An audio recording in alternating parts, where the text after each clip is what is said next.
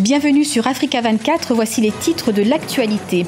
Démission du gouvernement égyptien, le président Abdel Fattah al-Sisi donne à présent une semaine à l'ancien ministre du pétrole, Chérif Ismaël, pour former un tout nouveau gouvernement. Remaniement ministériel également au Gabon, où une nouvelle équipe gouvernementale a été mise en place, une mesure qui intervient à près d'un an avant la prochaine présidentielle. Et il sera question de sport en fin d'édition avec un tour d'horizon de la compétition d'haltérophilie qui vient de s'achever aux 11e Jeux africains de Brazzaville au Congo. Mais avant de développer ces titres, le nord du Cameroun en choc suite à un double attentat ce dimanche matin dans la ville de Kolofata. C'est la deuxième fois en 10 jours que cette localité frontalière avec le Nigeria et proche des fiefs de l'insurrection islamiste est frappée. Nous avons joint le ministre de la Communication du Cameroun, M. Issa Chiroma Bakari, qui nous dresse le bilan provisoire de la situation sur place. Ne sont malheureusement pas tout à fait élucidées. En revanche, ce que je peux vous dire, c'est qu'on a décompté 9 morts. Il y a eu plusieurs blessés. S'agit-il de jeunes garçons qu'ils utilisent comme porteurs d'armes de destruction massive ou de jeunes filles? Pour l'instant, nous sommes encore dans la phase d'investigation. En Égypte, le gouvernement a présenté sa démission au président Abdel Fattah al-Sisi. Reste à présent à Chérif Ismaël, qui était jusque-là ministre du pétrole, à former un nouveau gouvernement, et ce, sous un délai d'une semaine. Les explications d'Ibrahim Ndiaye. L'Égypte dans l'attente d'un nouveau gouvernement. Après la démission du gouvernement ce samedi 12 septembre, le président Abdel Fattah al-Sisi a chargé l'ancien ministre du pétrole, Chérif Ismaël, de former un nouveau gouvernement dans un délai d'une semaine.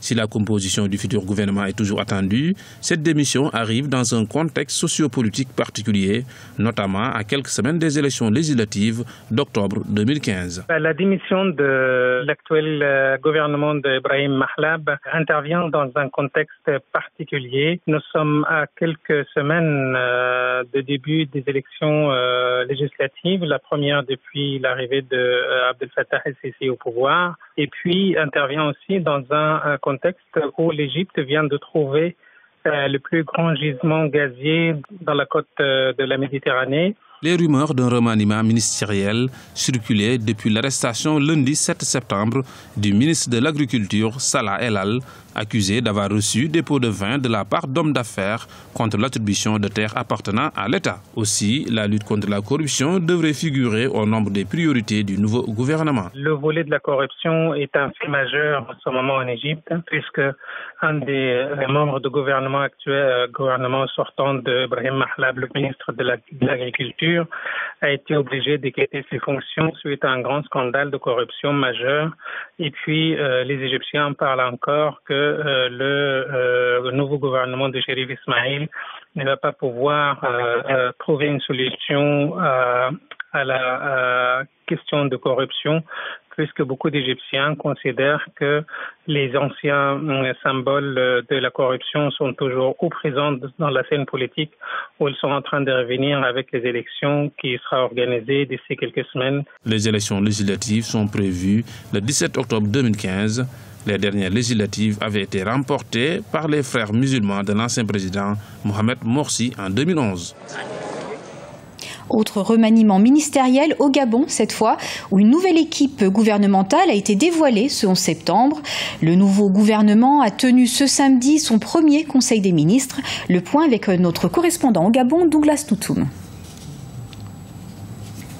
Le Premier ministre Daniel Onda a rendu public le 11 septembre 2015 la liste de son nouveau gouvernement.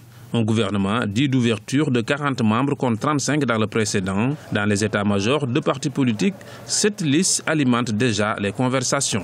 Le nouveau gouvernement a pour mission d'accélérer la mise en œuvre de l'objectif fixé depuis 2009 par le président Ali Bongo Ondimba.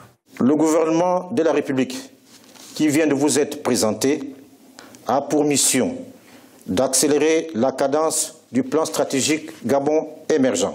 C'est un gouvernement d'ouverture, suivant en cela l'esprit du président de la République, chef de l'État, son Excellence Ali Bongo Ondimba, d'associer toutes les forces politiques de la nation à la gestion des affaires publiques. On note en effet l'arrivée d'une personnalité de l'opposition, Jean de Dieu Moukanyi Iwangu. Moins de 24 heures après sa publication, le gouvernement a connu une défection, celle de Jean de Dieu Moukanyi Iwangu, président du Front uni de l'opposition pour l'alternance. J'ai tenu à prendre les Gabonais à témoin sur mon refus à prendre part, ou du moins à faire partie de cette équipe gouvernementale, en raison du respect des principes démocratiques. Sous les allures d'ouverture, j'aurais pu simplement servir d'alibi démocratique.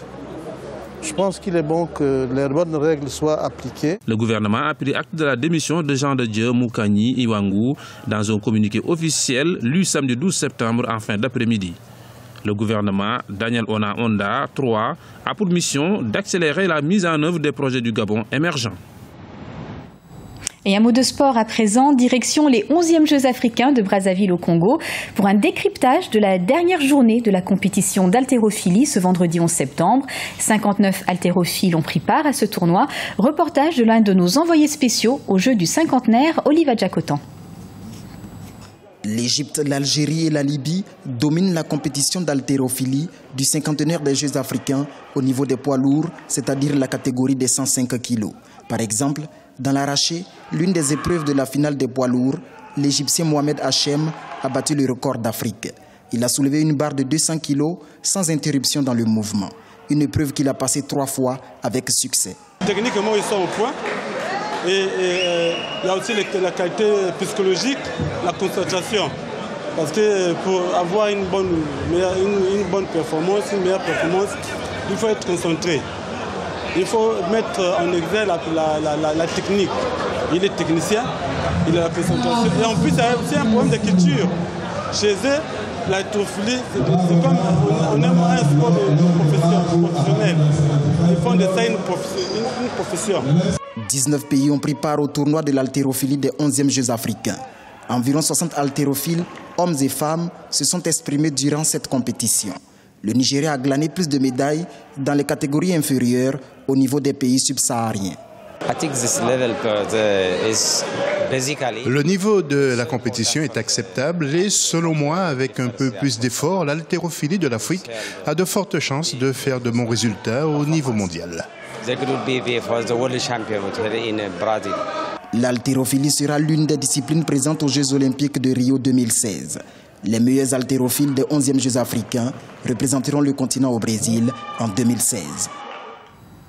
Et toute l'actualité des 11e Jeux africains est à suivre sur notre antenne grâce à la couverture exclusive de nos envoyés spéciaux dans la capitale congolaise. Alors retrouvez tous les jours le journal des Jeux à 16h15 GMT et le club des Jeux à 20h GMT. Ce journal a été réalisé par l'ensemble de la rédaction. Nous vous remercions de votre fidélité.